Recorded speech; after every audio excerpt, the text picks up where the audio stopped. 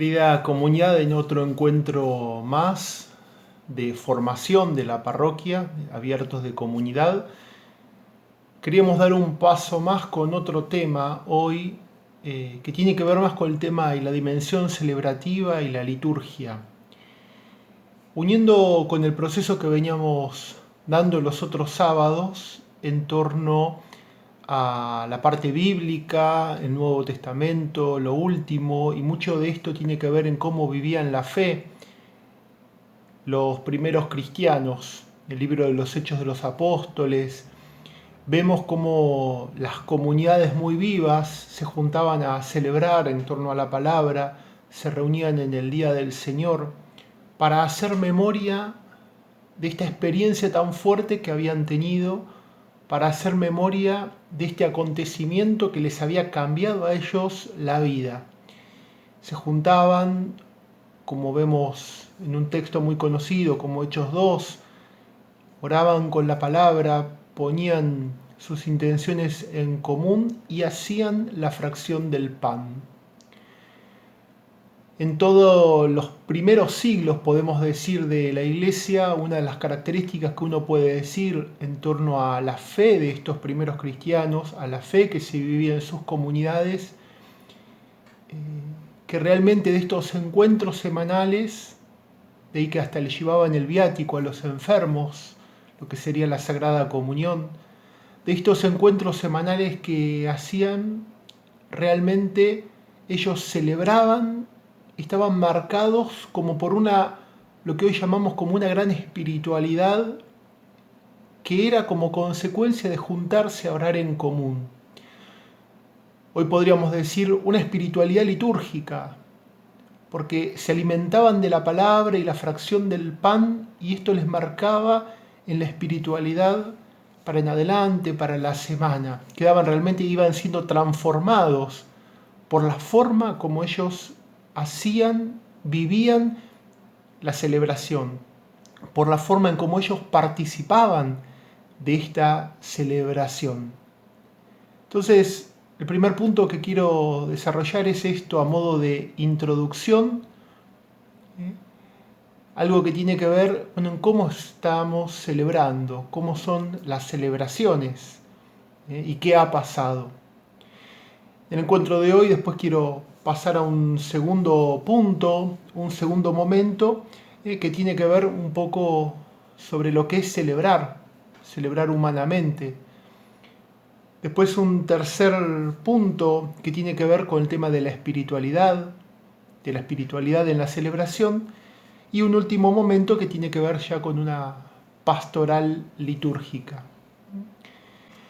Entonces la primera pregunta que nos hacemos ahora es: la liturgia y la celebración que hacemos, que participamos, ¿es realmente en mi vida, en nuestra vida, una fuente de espiritualidad?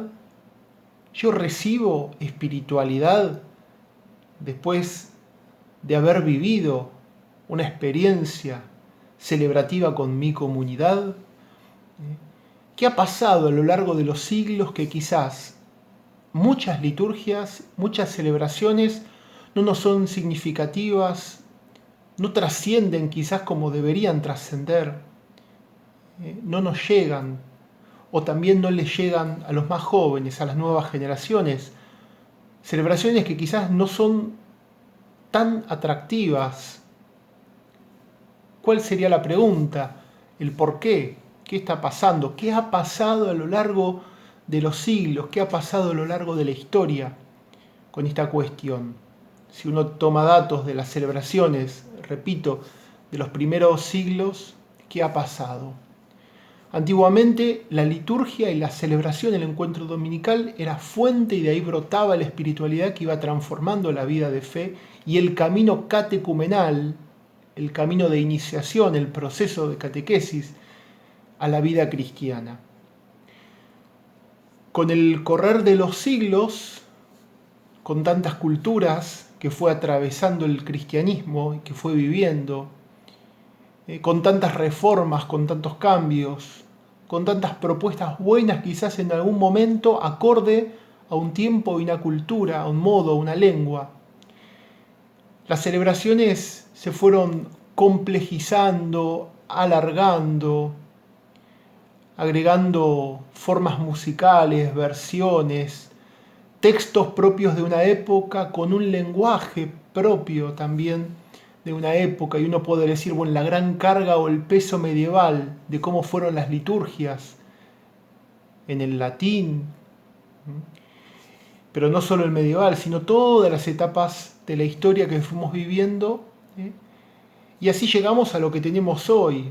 En 1965 el concilio intenta renovar un poco y se pregunta, bueno, ¿qué ha pasado con las celebraciones? ¿Cómo tenemos que celebrar hoy? Cuando las liturgias se fueron complejizando, la gente no entendía la lengua, no entendía el latín, los cantos tan extensos, tan largos, hermosas obras musicales, fue haciendo que la gente vaya buscando y encontrando la espiritualidad en otras cosas que podríamos decir o deberían ser secundarias.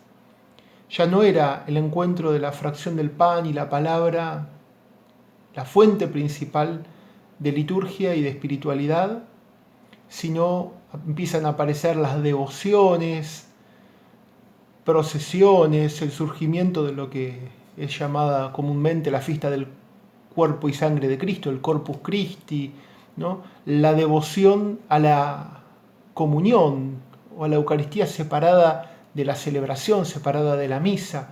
Fueron surgiendo un montón de otras cosas hasta el día de hoy. Tenemos cualquier cantidad de movimientos, de espiritualidades, escuelas de espiritualidades, propuestas espirituales según los diversos intereses y según las diversas búsquedas.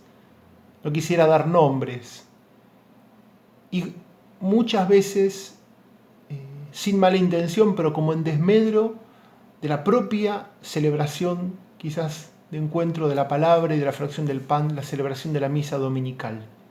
Cuando se ha complejizado con el correr de los siglos la forma de celebrar en un lenguaje, y no me refiero solamente al latín, del latín al castellano, sino el lenguaje en cuanto a las palabras, las expresiones, los gestos, los símbolos, cuando eso se complejizó, la gente fue buscando otras alternativas para nutrirse de la espiritualidad cristiana. Entonces la pregunta para este primer momento y para preguntarnos es, ¿qué le ha pasado a nuestras celebraciones? ¿Por qué nuestra forma de celebrar quizás no nos nutre, no nos llena tanto espiritualmente?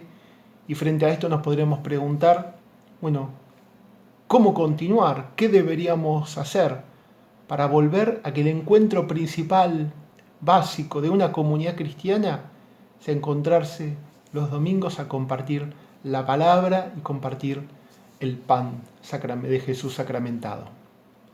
Pasamos entonces a este segundo momento que tiene que ver con el celebrar y con una gran relación con la liturgia. La liturgia es una celebración, y hablando de todo tipo de celebración, muchas veces la vivimos como una rutina más, como algo más que tengo que hacer, como parte de la semana. En nuestra vida vemos que estamos, si pensamos, llenos de rituales de todo tipo, ¿no? Tenemos un ritual a la mañana cuando nos levantamos, hacemos un ritual cuando nos acostamos, hacemos un ritual cuando salimos con amigos, cuando nos vamos de vacaciones. Hacemos actos y con la repetición estos actos pasan a ser hábitos y algunas cosas se hacen como rutinas. Tenemos que dejar de mirar la palabra rutina con esta carga tan negativa. Lo que pasa es que muchas veces nos damos cuenta que lo que hacemos es una rutina cuando estamos cansados de hacerlo, cuando nos cuesta hacer esto que hacemos o cuando perdemos la motivación. Si estamos contentos, con ganas, si estamos motivados, la misma acción, aunque sea repetitiva, no la vivimos como una rutina, sino la vivimos de una manera distinta. Es como un apasionado que al hacer las cosas las vive, las disfruta, las goza. Y esto es lo que uno va transmitiendo a otros. Llama y atrae porque contagia esto que está haciendo porque lo hace con ganas. Y si todavía no estoy en esto metiendo a Dios, sino simplemente pongo ejemplos de cosas muy humanas, que cuando las hacemos con ganas es como que las celebramos. Un gran problema social de nuestro tiempo es la pérdida de esta capacidad de celebrar. Toda religión parte de una experiencia fundante, una experiencia fuerte, configuradora, a partir de la cual se van articulando otros elementos. Y esta experiencia, para poder encarnarse en la historia más allá del tiempo, trascenderlo, para poder ser difundida, contagiar, algo que se irradia y llenar de sentido la vida de las personas, se va expresando siempre, en primer lugar, en una pertenencia a un grupo de personas que encuentran su identidad en eso, que se sienten convocadas por esta misma experiencia vivida y después con el tiempo con toda la organización que esto implica, ¿no? En segundo lugar, también en una doctrina, esta doctrina que va a narrar lo que es esencial a esa experiencia, va a intentar explicar y desarrollar con un lenguaje esta experiencia vivida de la cual se quiere hacer memoria, de la cual hace que muchos se identifiquen, y lo va a explicar en un lenguaje adecuado según el tiempo, según la cultura, según el lugar, tratando de no desvirtuarlo. También esto se va a expresar en ritos y celebraciones que permiten como revivir, ¿no? Las personas se encuentran en esta ritual o en esta celebración, que recuerdan, que hacen memoria, revivir y ahondar en el sentido más hondo de la fe, conectándose nuevamente, haciendo memoria con esto que sucedió, pero haciéndolo en el presente. También se va a expresar en una manera particular de difundir, de anunciar, de transmitir, de enseñar a otros, ¿no? Esa buena noticia, esa experiencia vivida. Y también en un modo de vivir, uno se va identificando con algo, con alguien, un modo de vivir nuevo, personal y socialmente, que van derivando de esa fe. Esto es lo que sería la ética, la moral, ¿no? Entonces la experiencia central y fundante de nuestra fe es la encarnación, la muerte, la resurrección de Jesús y todo lo que Él hizo, vivió, todo lo que Él compartió con los hombres, junto a su comunidad de discípulos, que animados por el Espíritu continuaron la misión de revelar el rostro de Dios y de anunciar su reino. Los elementos de esta fe, nacidas como en el corazón de la iglesia que formaron Jesús y sus discípulos, podríamos sintetizarlo primero en este ideal o sueño de ser un solo rebaño con un solo pastor, en revelar a un Dios Padre, Madre que ama al hombre, en la invitación ardiente del Maestro en la última cena, esta que dijo, hagan esto en memoria mía, de hacer en su memoria lo que Él hizo, del llamado a ir y anunciar la buena noticia del reino, de la proclamación de las bienaventuranzas y del mandamiento del amor. Con estos ideales, las primeras comunidades conducidas por el Espíritu se fueron liberando progresivamente de este molde o de estos formatos en los cuales se habían gestado con la experiencia de Jesús, es decir, todo el contexto judío, la religión judía, y fueron asumiendo nuevas maneras de narrar, de vivir y de celebrar este acontecimiento que los identificaba, esta experiencia fundante que los había marcado. Progresivamente se comenzó a celebrar el domingo entonces como un día del Señor y se liberó a los gentiles de todas las leyes, las cargas de las leyes judías. Se fue descubriendo la necesidad de los servidores de las comunidades, van surgiendo los diáconos para atender a los pobres. Los elementos que hacen a la raíz de nuestra fe fueron adquiriendo con el tiempo expresiones propias de la cultura, de la misma manera que dije que se fueron liberando de formatos culturales del contexto judío, fueron adquiriendo también nuevas formas culturales, espacios en que esta fe se fue encarnando. No siempre se celebraron los sacramentos de la misma manera, no siempre se entendió igual la evangelización. En cada época se entendió de una manera distinta. En cada época de la historia vemos cómo se fue viviendo y planteando la moral según los desafíos que se presentaban en ese contexto. Entonces, en tiempos de cambio cultural, como hoy también, fuertemente de cambio cultural, corremos el riesgo de confundir por ahí lo más propio de la fe con las expresiones históricas y culturales de contextos concretos y determinados. Podemos defender como verdades absolutas cuestiones que por ahí podrían ser revisadas y repensadas en torno a la fe. También podemos quizás derrumbar todo, correr el riesgo de derrumbar todo y desvirtuar aspectos que son fundamentales, haciendo quizás que la buena noticia, el anuncio del Evangelio, llegue sin fuerza, sin ese vigor, sin esa pasión, o no llegue.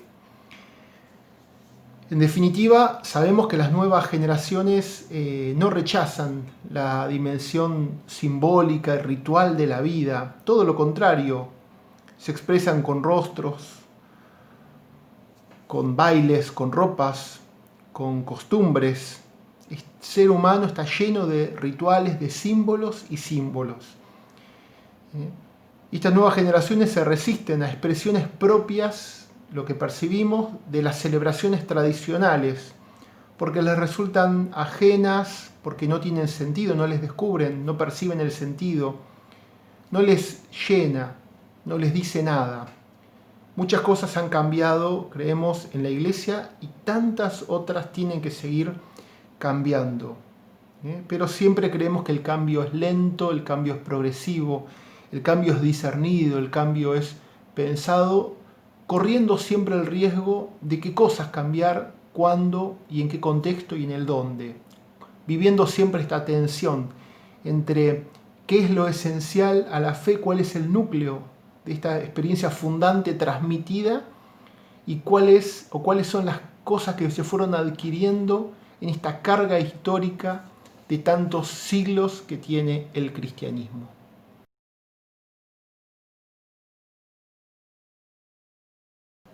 Dicho esto, quiero pasar ahora a un tercer punto que tiene que ver con la espiritualidad litúrgica. Habíamos planteado esta problemática que existe en el celebrar y entonces podemos decir que la espiritualidad o vida en el espíritu es en el fondo vivir como conforme a Jesucristo. Cito esta expresión de Pablo: a los que Dios conoció de antemano los predestinó a reproducir la imagen de su Hijo, para que Él fuera el primogénito entre muchos hermanos. De allí que el programa de vida cristiana, nuestra propuesta de vida cristiana, consiste en la progresiva transformación de toda nuestra existencia en verdaderos hijos de Dios Padre en el Hijo Jesucristo, a fin de realizar plenamente lo que va diciendo después en este otro pasaje de Pablo, ¿no? En Gálatas 2:20, ya no vivo yo, sino que Cristo vive en mí. Ahí estamos como resumiendo en esa frase la finalidad de la liturgia. Para realizar este programa de vida tenemos que dejarnos guiar casi por esta maestra de vida espiritual. Y esto es la liturgia. Ningún otro maestro de vida espiritual puede superar a la liturgia en cuanto a la eficacia que tiene, a la pedagogía, a la dinámica que va teniendo cuando uno la comprende.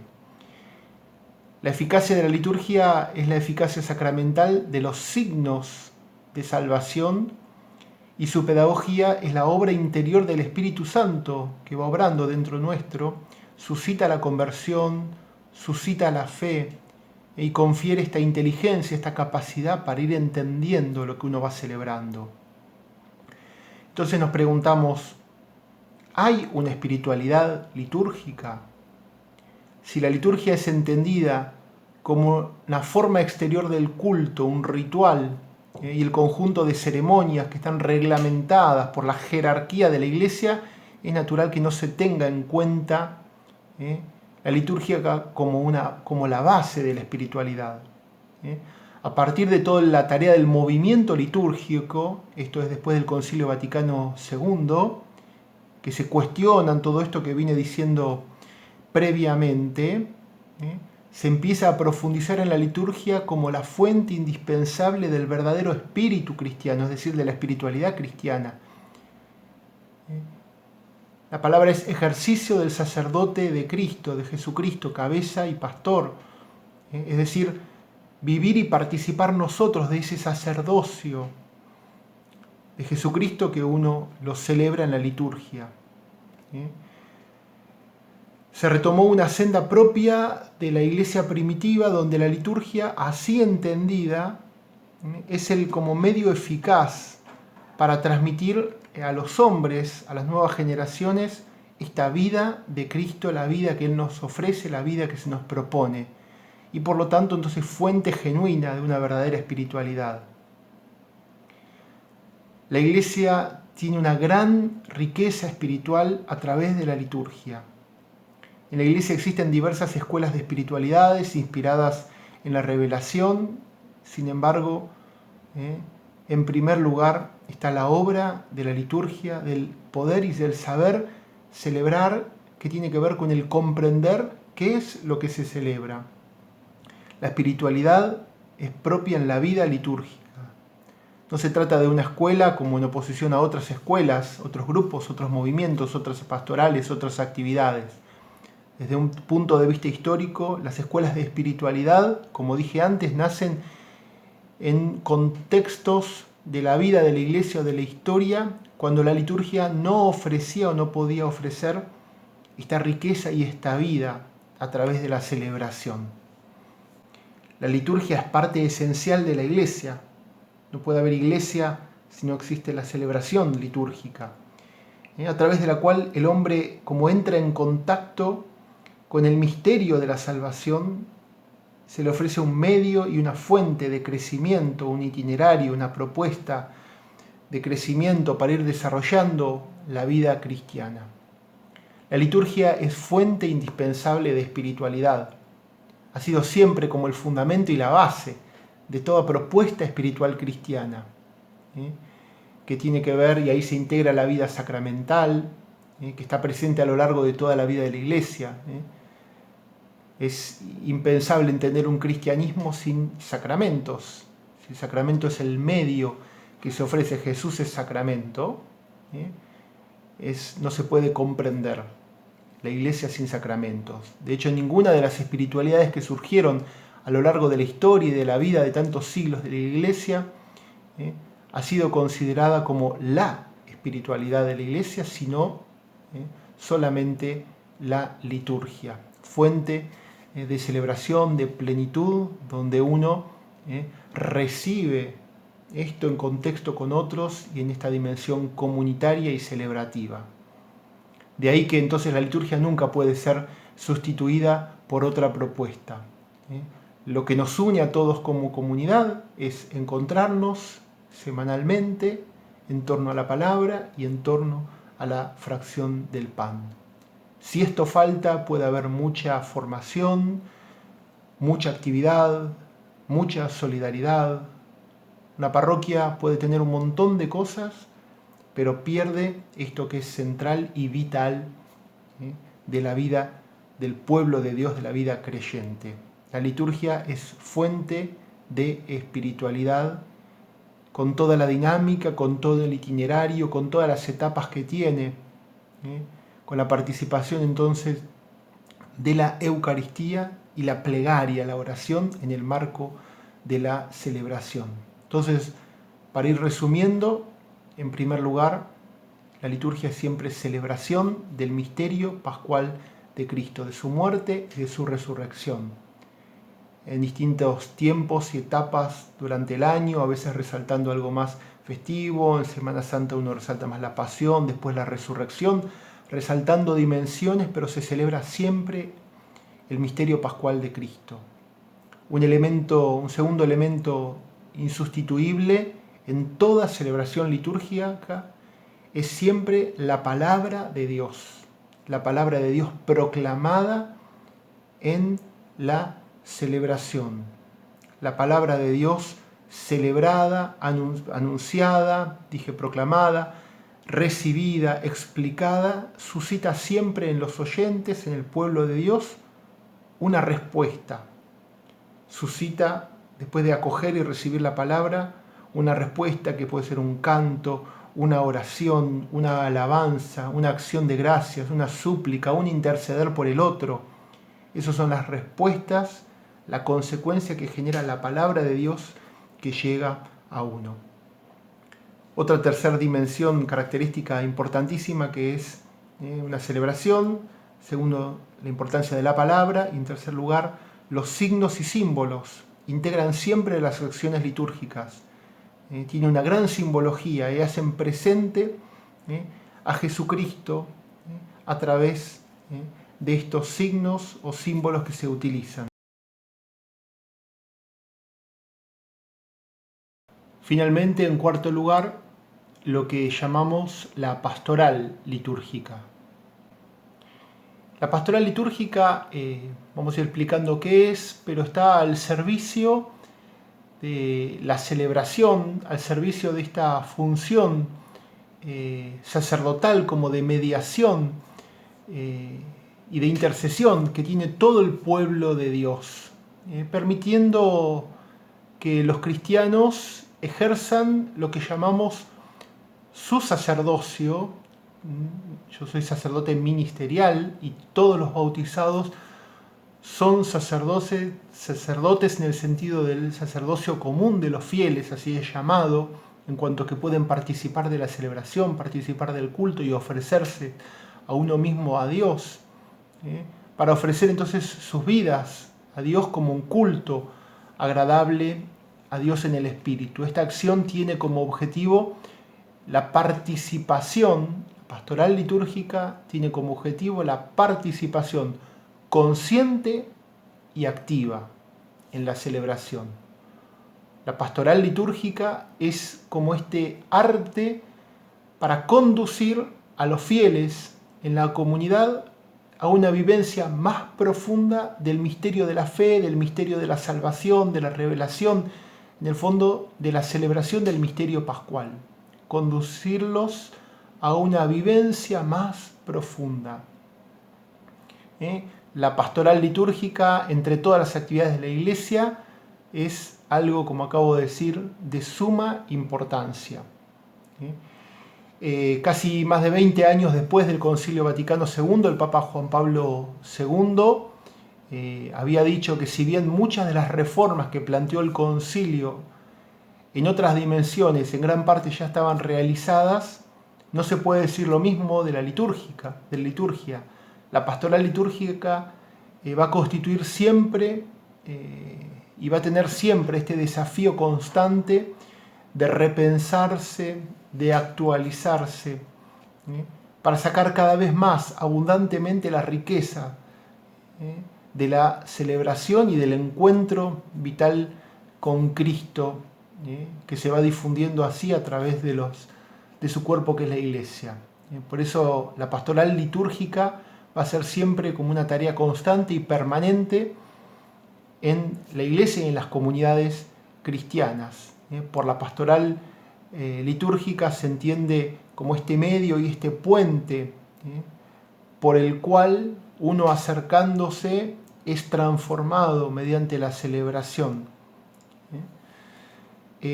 Podríamos decir que podemos resumir como en dos grandes palabras algo básico y central para una propuesta de pastoral litúrgica.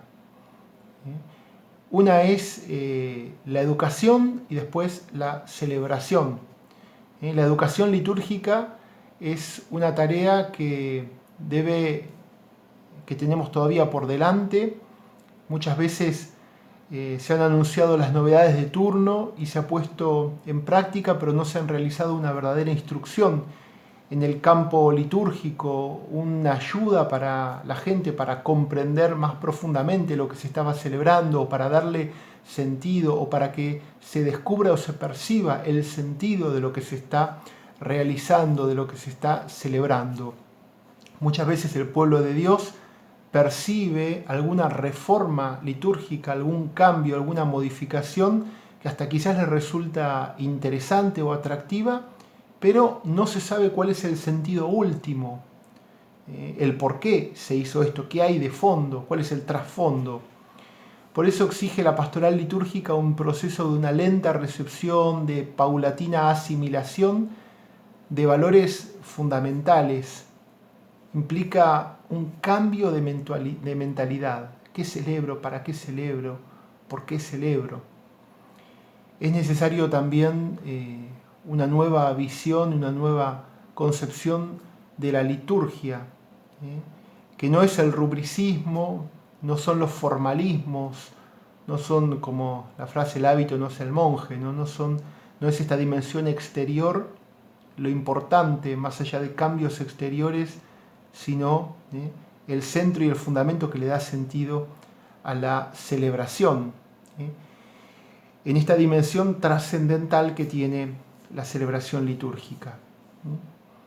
Y en segundo lugar, como dije, la educación litúrgica, voy a decir la celebración en sí.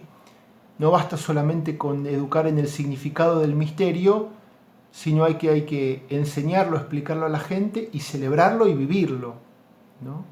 Esta es la tarea primordial, celebrarlo, saber celebrarlo, con un lenguaje propio a un tiempo que sea comprensible, a una cultura, que lo simbólico sea representativo a la comunidad que celebra.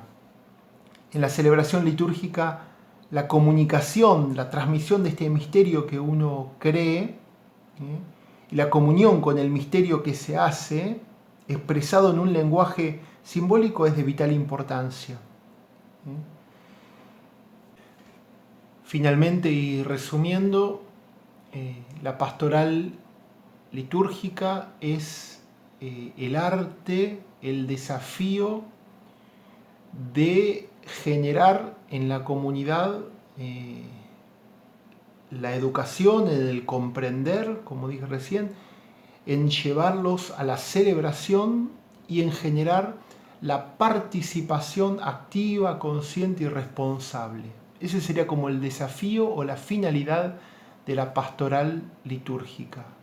Consiste siempre en hacer participar. Hay que pensar y hay que discutir el cómo, pero en hacer participar a la comunidad, hacerla parte de este misterio central de fe y de espiritualidad que uno cree, que uno celebra y que uno propone y ofrece.